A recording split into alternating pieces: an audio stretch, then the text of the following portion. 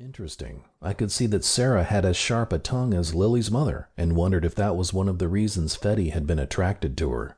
Thank God my mother was a nice woman. The rabbi's service was short, ending with, "People often call Miami God's waiting room, a place where the elderly come to spend their last years before they die." In Benita's case, she spent her years engaging in her passions, swimming, collecting, and enjoying the love of her family. Then Fetty spoke about his mother for a few minutes. As I expected, he only had good memories of her and the way she had called him mi perrito. "When we were finally able to get a puppy, I didn't know what to call him," Fetty said, and the crowd laughed. I was surprised that Lili stood up to speak after Fetty. "My mother disagreed with many of the choices I made in my life," she said, "and that caused us to argue, probably more than we should have. But she was a fiery Latina, like me, and so perhaps it was inevitable. I hope she loved me as much as I loved her."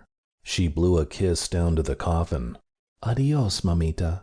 After a few more prayers and the cemetery workers lowered the coffin into the ground, we took turns shoveling dirt onto the grave. Then the rabbi announced to the 15 people assembled that we were all invited to join the family in sitting Shiva at Fetty's home. As Lili and I walked back to the rental car, her phone pinged with an incoming text, and she checked the message. "Condolences from Philip," she said, naming her first husband. "Always had impeccable timing." "You told him your mother died?" "Of course. She was his mother-in-law for a few years. Why wouldn't I tell him?" "And Adriano too?" "That was her second husband." "Adriano too," she said, "though his style is more to send a bouquet of flowers to our house. I'll bet it will arrive within a few hours after we get back to Stewart's Crossing. Adriano will check the morning regulations and then flights back to Philadelphia and time the arrival accordingly." I shook my head. Lili had a full life before she met me, and there was no reason why she wouldn't continue to be in touch with people who had been close to her in the past. But I was the one by her side at this sun-baked cemetery in Miami, and that was what mattered. Lili clicked on Fetty's address in her phone, and we took off from the cemetery. As we reached the highway, my phone rang with Rick's tone. "How's it going down there?" he asked. "We just left the funeral, on our way to Lili's brother's house." "Send her love from me and Tamsin." "I will. How's Rochester?"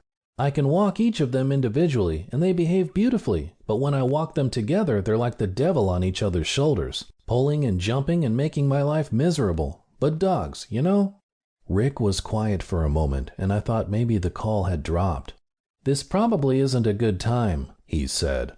"Give me a call when you can talk." I looked at Lili, and she nodded. "Lili's driving. I can talk." "Remember that old man you found, Eckhardt Lalor?" "I never knew his first name. What about him?" "Did you know Jerry Faulkner at Pennsbury High?" I was thrown for a second, but I focused. Jerry Faulkner. Big guy, kinda dumb? Played golf? "That's him. He runs a river rafting operation out of Potter's Harbor now. He does a regular cleanup of the riverbank on Monday afternoons, picking up junk his clients toss in the river. He stumbled on Lalor's body in the river on Monday." "Oh, that's a shame." "Yeah, I thought you'd want to know." I thanked him, and Lili continued to navigate our way out to Fetty's house for Shiva, and I remembered those I had lost. Friends, family, colleagues, neighbors. From the violent to the mundane. How much longer would Lili and I live side by side, with Rochester joining us? I reached over and squeezed her hand.